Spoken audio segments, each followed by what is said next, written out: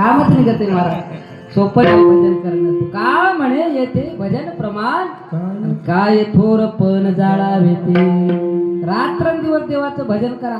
काही बसलेले माणसं म्हणतील महाराज भजन करा भजन करा. किती वेळ झालं म्हणाल्या. नेमकं भजन केल्यानं होतंय तरी काय हो, काय होतंय ते सांगतो महाराज. एकदा भजन करा विठाला.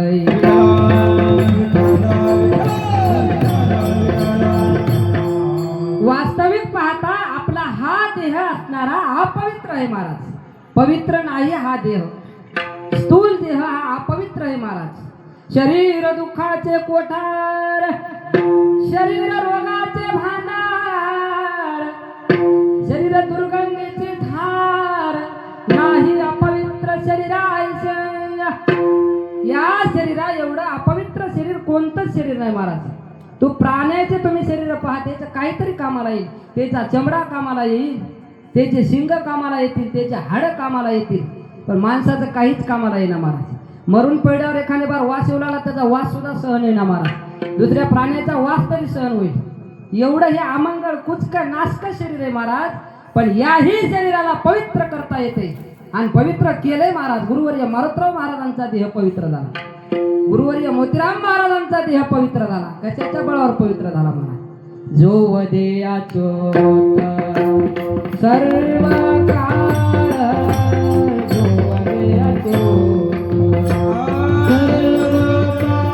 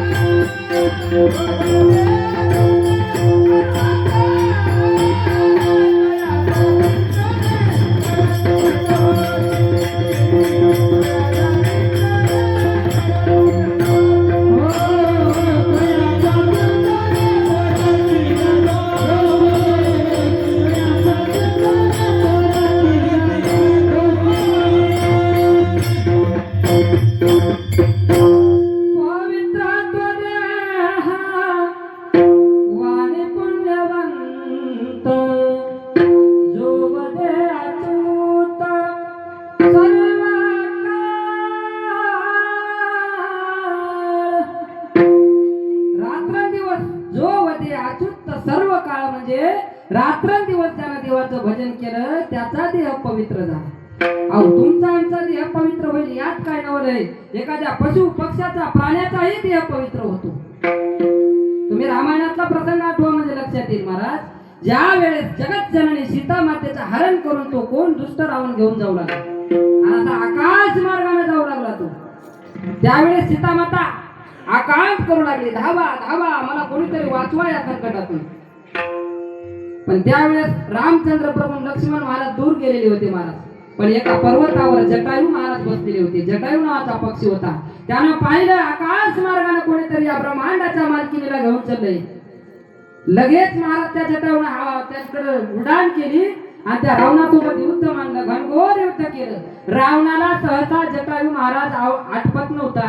पण शेवटी तो रावण होता, कपट विद्या कपट बुद्धी जाणणारा होता. त्यानं काय केलं महाराज, त्यानं आण घातली कोणाला, जटायू महाराजाला.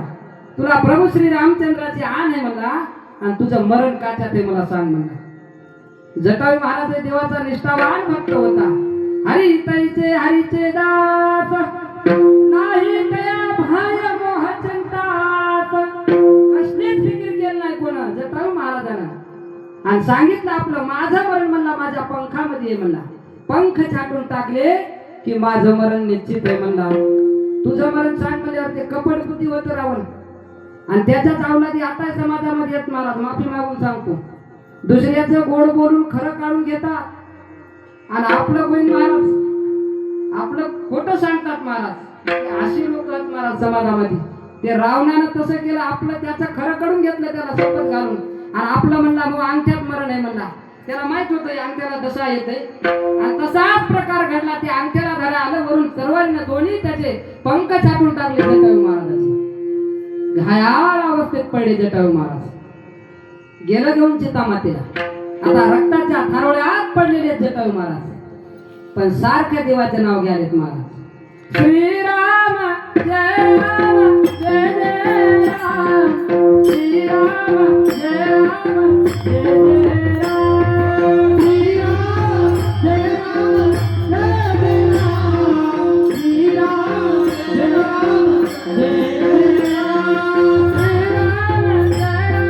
जय जय राम. श्रीराम जय राम जय जय राम. श्रीराम जय राम जय जय राम.